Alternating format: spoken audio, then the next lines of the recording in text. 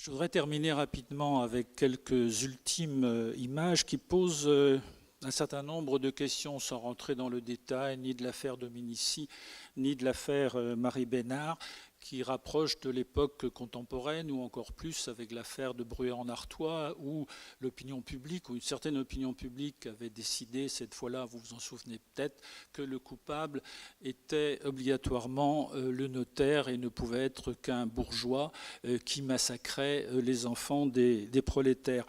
Et qui pose là, un certain nombre de questions. Est-ce que le fait divers doit façonner en quelque sorte une politique pénale qui doit vibrer au contact de l'opinion, ce que nous avons vu aussi à un moment avec Papillon, quand le roman et le film sont sortis, alors que nous avions affaire à un proxénète ordinaire, néanmoins meurtrier, et qui a été d'un bout à l'autre, là aussi, de l'échiquier de la presse, considéré comme un innocent.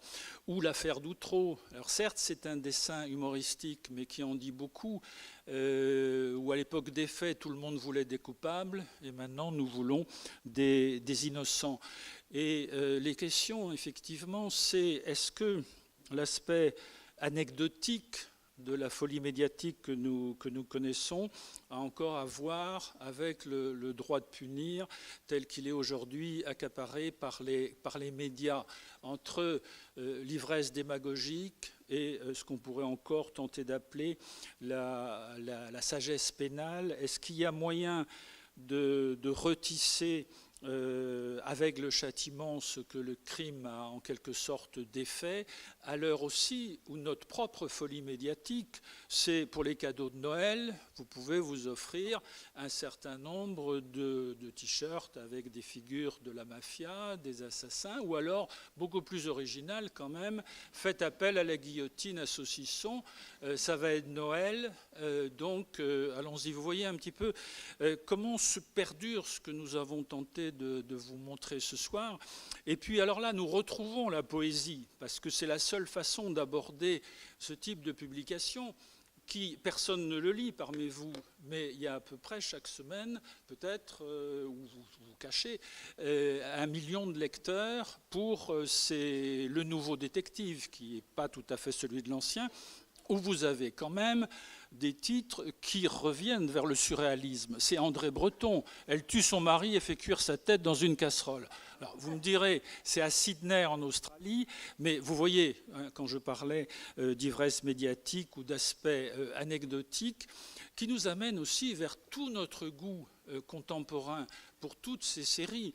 Parcourez le programme hebdomadaire de la télévision ou les jeux que l'on peut avoir en famille, ou tout ce qui nous fascine, hein, le programme de ce soir. Vous avez, alors là, c'est un bon documentaire, La révolte des innocents, qui fait allusion justement à la révolte d'enfants dans une colonie pénitentiaire. Et vous avez aussi ce soir une émission sur les femmes tueuses et puis les programmes de demain. En fait, et pour conclure, il y a deux réflexions finalement qui me viennent à l'esprit. Est-ce qu'une société démocratique qui devient otage en quelque sorte de ses peurs, telles que j'ai pu tenter de vous le montrer, ne peut produire, à force d'être otage des peurs, ne peut produire qu'un lien social qui devient de plus en plus pauvre et de plus en plus négatif?